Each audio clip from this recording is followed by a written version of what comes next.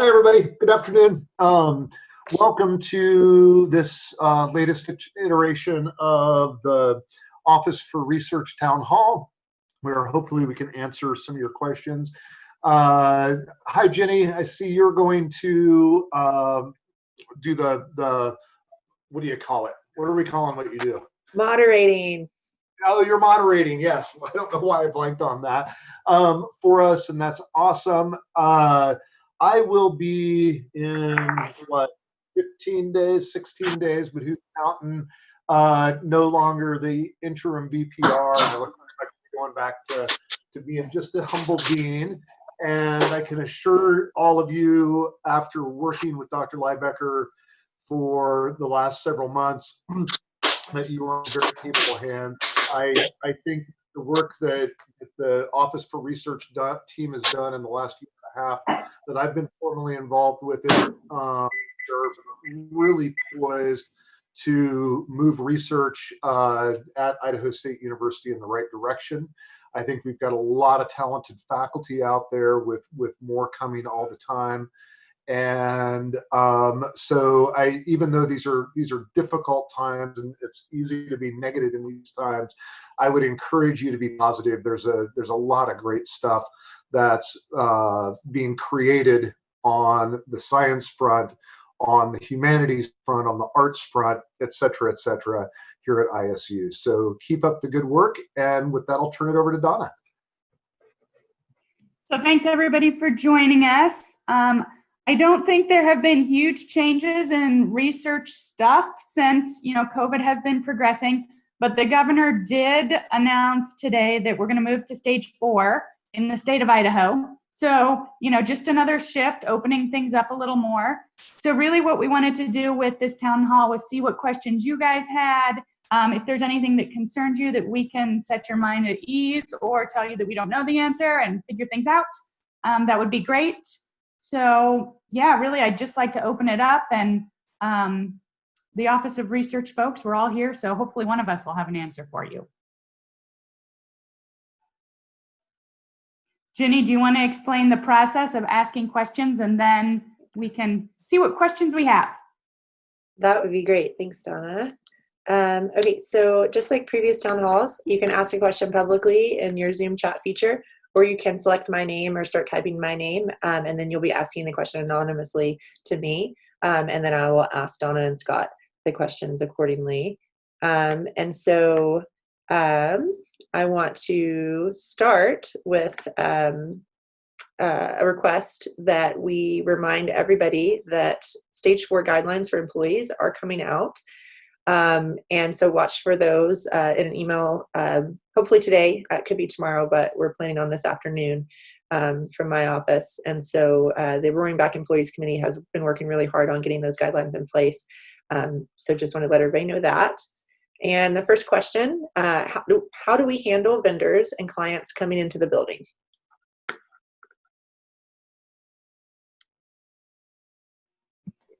Yes. Deb, do you want to? Oh, go ahead. I was going to say, Deb, do you want to take that one, or I can take it too?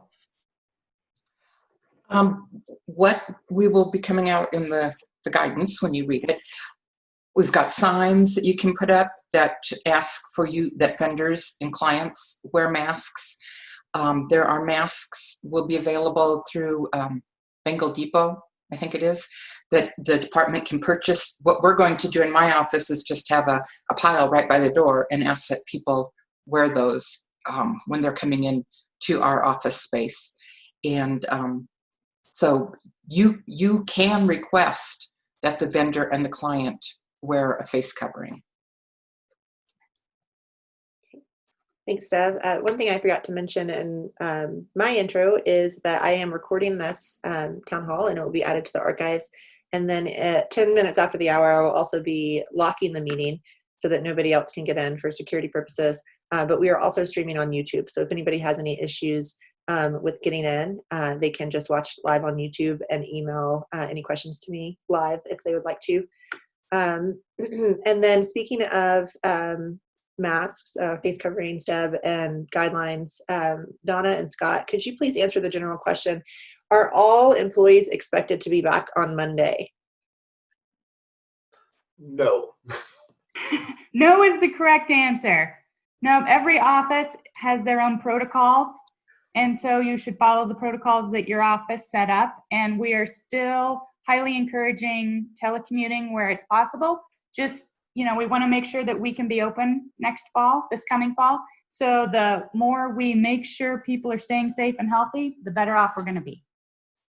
Yeah, and obviously this just applies to the COSI staff in the dean's office and in the departments, but I've asked them to hold off coming back en masse until into July, just so we get a better sense of it. Now, if people need to because their work at home situation is not great, that's awesome.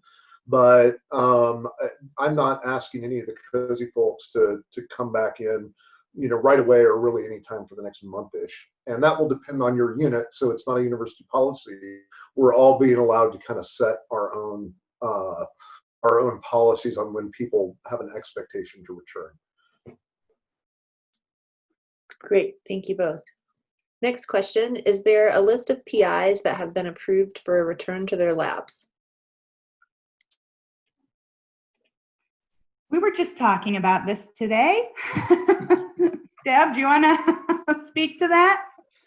I looked, and the spreadsheet that this is listed on is a little bit hard to figure out. So I guess if someone has a specific question, Scott, we talked about what we're going to do. But if you want to know if Mary Smith can be in her lab, you can give me a call and I can look it up. But it's also kind of your own policing. Right. I guess my encouragement is to contact Deb if you have concerns about your own research program. I don't know that we necessarily want to create a public list or a culture in which people are trying to identify who has asked and who hasn't. I think that may end up being counterproductive. So my suggestion, if you're worried about your specific lab and you've submitted the health request form, health exception form, sorry. If you've submitted that and not heard back, that maybe you contact Deb, and because she's on that committee that evaluates those and can help you. Okay, great. Next question. Can you please provide an update on the status of revising the indirect distribution protocol that the VP of Finance identified as needing revision? Yes. We are doing it. I know Donna has been tasked with some of it. Donna, you and I haven't had necessarily an opportunity to talk about this, but I spoke with Glenn and the committee overall that's sort of looking at a new budget model for the university. And we're working on that, I would say, from two different angles. I would not expect, unless Donna, differently, anything imminent. I think we figure out what the overall budget model of the university looks like. I certainly hope that we will have something come out in the next fiscal year that starts July 1. But I wouldn't expect it early in this. I would expect it mid-fiscal year rather than early in the fiscal year. And I don't have any additional information, so I think that covers it. Thank you. And while we're waiting for more questions to come in, if I can put Deb on the spot, sorry, Deb. I was wondering if you could walk everybody through the expectations for face coverings on campus for those of us that will be returning in person, at least part-time. Sure. We are saying everyone is expected to wear a face covering. And we want you to look at it as that you are trying to help each other stay safe and stay healthy. We don't want to have an outbreak in the fall when we all have to leave and go remote again. So we are asking and expecting everyone to wear face coverings. Eventually, and I think this will be before fall semester starts, everyone will be given 2 face masks that the university supplies. But until then, please wear what you have. And then also when you get those 2, that doesn't mean those are the only ones you have to wear. So, you'll have those. But again, as I mentioned, you have every right to say to someone, please put on a face covering before you come into my office. There'll be signs that departments will be putting up asking that people wear face coverings, and that through the Bengal Depot you will be able to purchase some of the blue ones that you can have for visitors who come into your building. Does that cover it? Yes, thank you, Deb. That's perfect. As Deb mentioned, we're also going to have customizable signs that you can fill out and put the information that you need for your own space. And then we also, from Emergency Health Services, we have some pre-made flyers that are beautiful and on brand and talk about how to keep people safe within your area. So that will all be in the guidelines that are coming out later today. Next question. Can you please provide an update? Oh, I'm sorry, I already read that one. Next question. Did the Office of Research have input on the decision to not allow folks on contract to forgo the furlough? Was this the Office of Research? What was the Office of Research's position on this issue? I think Donna and I were both in the meetings where that decision was made, and what Donna and I did was just to simply present the information. We didn't advocate one way or the other. The president heard the information and consulted with admin council and came to the conclusion that it was in the best interest and in the spirit of the furlough that everyone partake regardless of their funding source. And we are acutely aware that of the downsides that can be seen in that action. We are also acutely aware of the intention that it creates uniformity and camaraderie, so there aren't us versus them depending on where you get paid. So it doesn't go without our notice that this can seem like a difficult move, but given the information that was provided to the leadership team at the university, they felt that this was the right way to go. Okay, we are all caught up on questions for the moment. If there's anything else that you all would like to discuss while we wait, or update, or anything else on your mind.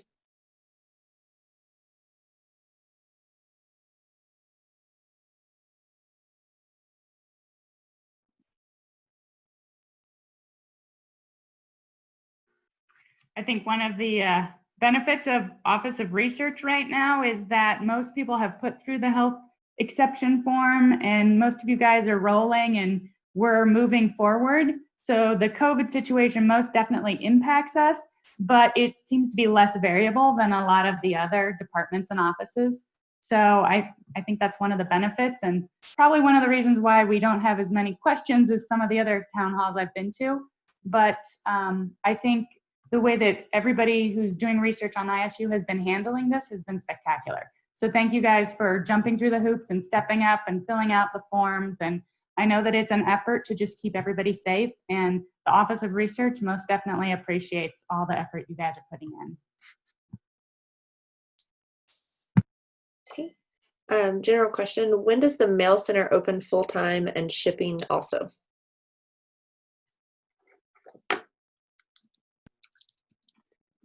I don't know when the mail center opens full-time. Deb, do you have any idea about that one? I don't know if that falls in your committee or not. I don't know anything about it. I think calling the mail center and the receiving would be the easiest way to get that information.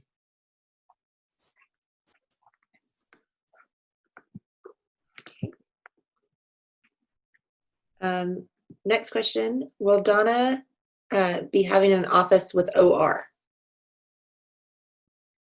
I will have an office with OR. So there is an office that I will be occupying that's in the basement of the admin building. I should have remembered the number, but I don't have it on the top of my head. It's in the back corner, past all of the offices, sponsored programs and that type of thing. So I will be in there. Okay. Next question, do we expect an influx of students when the doors are unlocked? we hope there is an influx of students when the doors are unlocked. I don't know. You know, if you look at the Chronicle and other sources of higher ed information, enrollment is anticipated to be down across the board. But you know, we don't know I believe and correct me, Donna, I believe our sort of current registration numbers for the fall semester are down a bit, but what I've been told is they're always down a bit. You know, students there's a behavior where they sign up at more or less the last minute. So I don't know. To the best of my knowledge, we're not seeing any evidence that things are just crashing through the floor. I know in Cozy, our summer enrollments are doing relatively well. So, you know, I think it's just a bit of TBD. I would like to think we're going to have a huge uptick. I frankly, just personally think we'll be doing really well to hold our own. And just to add a little bit to that, I know that across the board numbers for juniors and seniors are looking good. Sophomores are a little bit more problematic, and they think that that's because, you know, they had one semester and then the spring semester where things were more chaotic. So sophomores, the numbers are down a little bit, and then first year students, the numbers are also down, but that is due to the fact that we didn't have the early registration events that we always have in April. So we're starting to pick up some of those as the summer moves on. So like Scott said, I think a lot of it is going to just be later registration. So we're hoping that, yeah, the numbers pretty much hold. That is great information. The clarification on the question is referring to this Monday. So do we expect an influx of students when doors are unlocked this Monday? So maybe think about that for a second, and Deb can give us an update on when buildings will be unlocked on our current plan.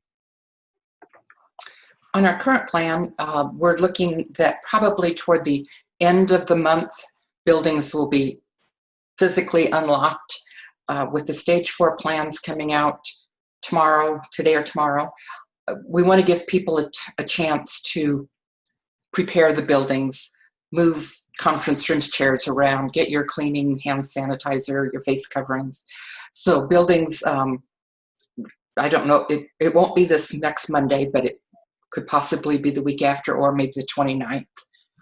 So that is what we're looking at now. And I just want to take a jab at that. I don't think there will be an influx of students when the doors are unlocked, because they're still doing classes online.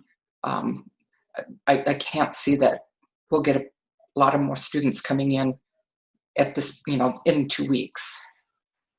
Yeah, and I think, Deb, that's a great answer. I don't have anything to add except for a bit of clarification that the university's phase 4 will be announced this week, even though the state has already moved into it.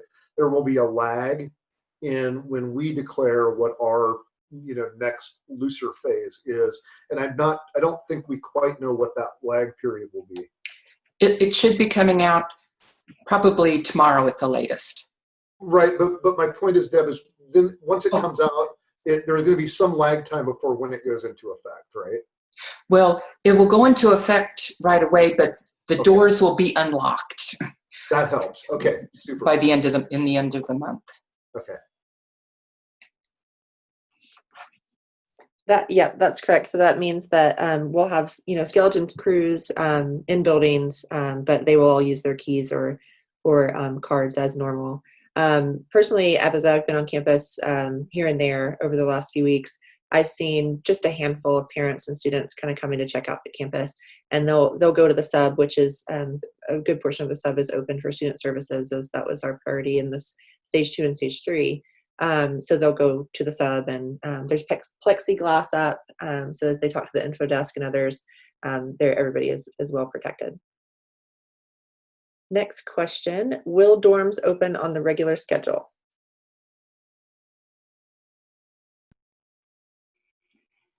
I don't know if we even have an answer for that yet. I know that as Idaho watches the numbers, different things are being allowed to happen. And ISU is then also talking with public health professionals, the county health, Rex here on campus, Rex Force, Dr. Soldrig's been a big part of this, to make sure that, again, everything we do is just not going to create some repercussions that we don't want to have. So as far as I know, we do not have any definitive decisions on when dorms are going to open and how that's going to function. Although I know they're looking at a variety of plans. You know, do you space people out? Do you, have roommates or not have roommates? So I think there's a lot of questions that they're still working to answer. Okay, great. Thanks, Donna. And while we're waiting on more questions, I did get an answer on the mail center. The ISU mail center is open 8 a.m. to 2 p.m. Monday through Friday.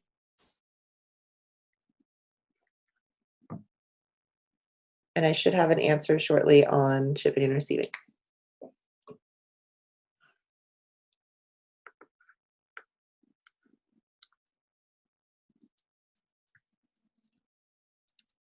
Okay, well, we're waiting on any more questions. Maybe Scott and Donna, you can talk about kind of what we should all keep in mind as we're coming back partially to campus. What would be helpful to the university? What can we do to help student enrollment? What can we do to kind of get in the right frame of mind as we approach this new normal?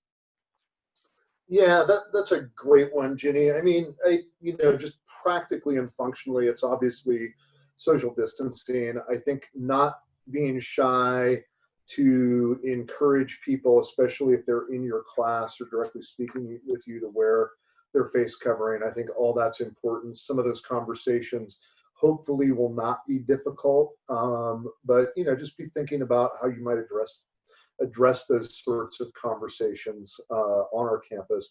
I think from a student enrollment perspective, if you know students from your classes and you feel like it, reaching out to them, just really quickly in an email, asking them, hey, this is Professor X. How are you doing? And we'd love to make sure you come back in the fall, that kind of thing. And then if they have questions about that, you can pass those questions on to student affairs. And so, obviously we're not going to demand that people do that, but if you're looking for something to do that I think really could ensure that people come, that students come back, it's that personal touch that could help a lot. I would echo that as well, Scott. I know in my office we've been working and talking a lot about communications with current students. I've seen a handful of students that I know personally just on campus doing their summer jobs, and I make a point of asking them how the rest of their semester went. Did it go okay?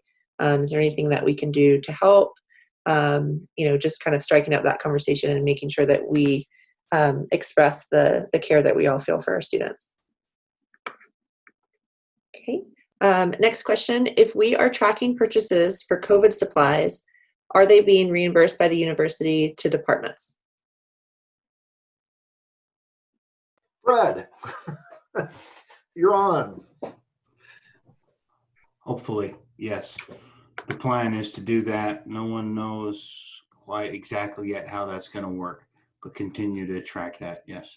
Right, and so just to be clear on that, the mechanisms are a bit unclear, but if you're going to make purchases on a P card or whatever that are related to COVID, I would coordinate closely with your chair and your dean's office. That's certainly what I'm encouraging folks in COSI to do, because that way we can collectively, funnel stuff to the UBO, to the right places, and make sure that we're keeping that overall. And we don't come back in September saying, if you had a COVID-related expense, you've got 3 days to find that receipt and get it to us. So I would be, if you're planning to do that, be proactive and consult with your chairs and or your dean's office before. And if it's a research expense that's COVID-related somehow, then please talk to Office for Research folks. And there is a code, just to add to that a little bit, there is a code that you can put on all your expenses just to help the university track so that we can have a running list. Yeah, I just posted that. I just Perfect. posted that Thanks, exact thing. If you use that, that will greatly enhance the process of identifying those expenses and potentially reimbursing them when that's correct. There's no I in the, because we can only have 6 characters in the description of activity code. So Great, thank you. Next question. Public spaces such as the museum may encounter patrons who have fairly strong opinions about face coverings. Will there be any guidance on handling difficult situations, de-escalating, etc.? So I'm going to let Deb answer this if you don't mind. I'm on the employee running back committee. I would say before she jumps in and answers it better than I would, but I would just say that we're coming from a point of encouraging our employees to feel comfortable and empowered and supported in making their requests for face coverings known. And I'll turn that over to Deb now. I think that that's a question we need to delve into a little bit more, because we have signs. We want people to feel free, that they can encourage people to put them up, to wear face masks, and to protect us all, show how it benefits everyone. But I know there are people out there who say they're not going to wear them. So I don't know if we have an answer. Do we not let them in? Make them walk by themselves in one room? So I think that's a good thing for our committee to look at. And I know we've got some other committees in the big bunch, so maybe the community group has addressed this, but I think Jenny and Donna, we should bring that up on Tuesday. Yep, I agree completely. I'm going to share my screen with you to show you what the de-escalating part, the HR supported efforts are, I think, the missing piece there. The exact protocol that you can undergo. Okay, sorry, technical difficulties. Okay, maybe I won't be sharing this. There will be 2 flyers in the folder that we're sharing in the employee guidelines for stage 4, 2 flyers that are specifically designed for people to put outside of their door of their area that says, we're wearing face coverings for your protection. Please wear face coverings in this area. And then a second version of the flyer that's just for your personal space, your own office or your cubicle, wherever it is that you're working, that you can post that says, please wear face coverings in this space. And so we would really encourage people to use those flyers and make sure that they're very prominently posted. I think the questioner is correct that the museum and those more public spaces, Performing Arts Center, are going to be the ones that are really dealing with this more than everyone else. And then maybe some peer-to-peer on campus if there's some issues there. I could see that, but we'll, as Deb said, we'll definitely take that back to the group and get some good answers for you. Thank you for that question. And then the next statement is, it would be nice if Kevin Satterley would make a statement about face coverings in his next address. This is actually a very timely comment because in Kevin's video, again today or tomorrow, I believe it'll be this afternoon, a lot of moving pieces, but in that recording and that email, he will be directly addressing face coverings and the need for all of us to protect ourselves and each other by wearing them.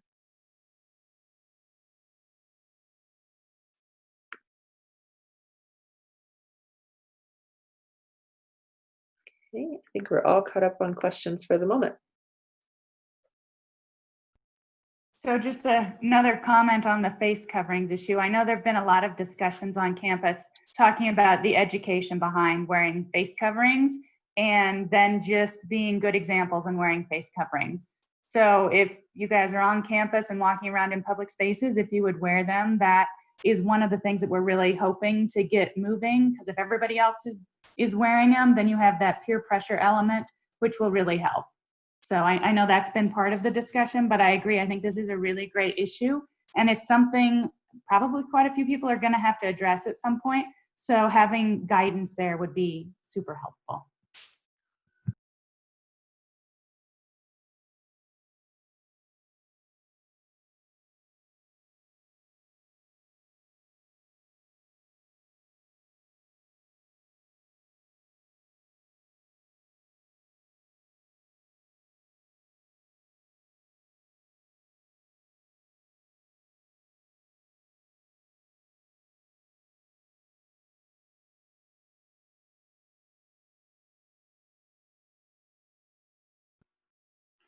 I think we'll also all just have a better perspective of what is going to be the reaction of people after we see this coming Monday in the community at large.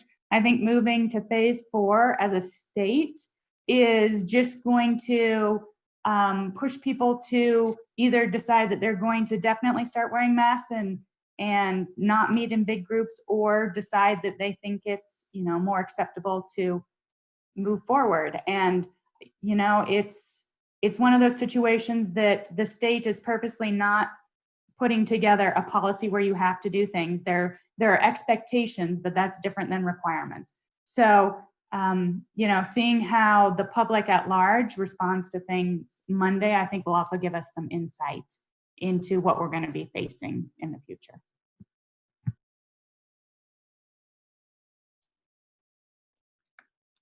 I did get an answer on shipping and receiving. General normal summer hours. I think we'll need to still call to figure out what those summer hours are, but I'm assuming it's 7:30 to 4. And then also a note that we should definitely call ahead to make sure that they have someone in place at the desk when you are going there.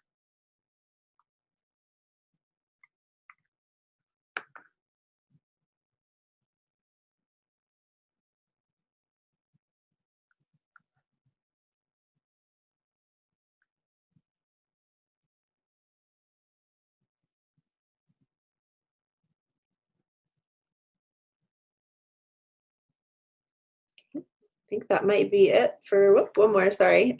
Students can start working on campus next week. That's a question. Can students start working on campus next week? Deb? Yes, we've decided, and the guidance will come out, students are employees. So there's no difference between how students will be treated and the rest of us. And does that include field work?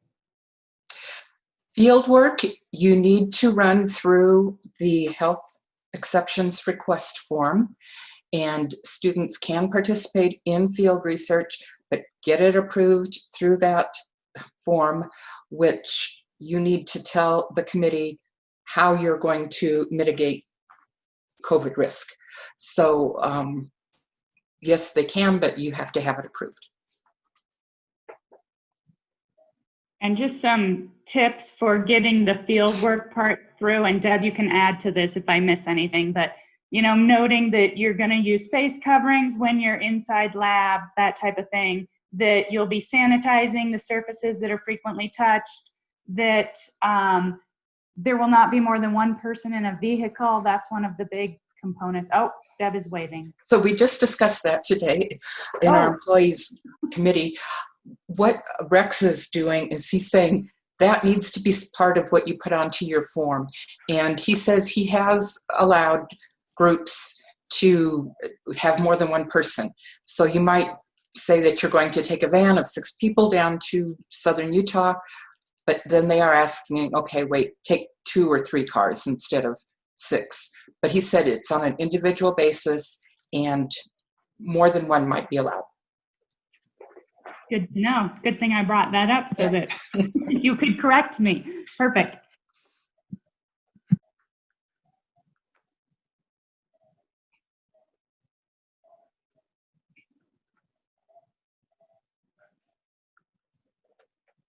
Okay, maybe I'll start talking again so somebody else will chime in as I'm wrapping up. I think that concludes the questions. If anybody has any questions afterward, you're absolutely welcome to send to me or communications@isu.edu. I'll put my email address here if you'd like to ask an anonymous question. I'm sure Donna and Scott will take any questions you have directly as well.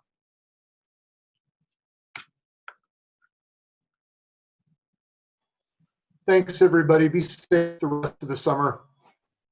Bye-bye. Yep, thank you. And certainly if you have questions, let us know.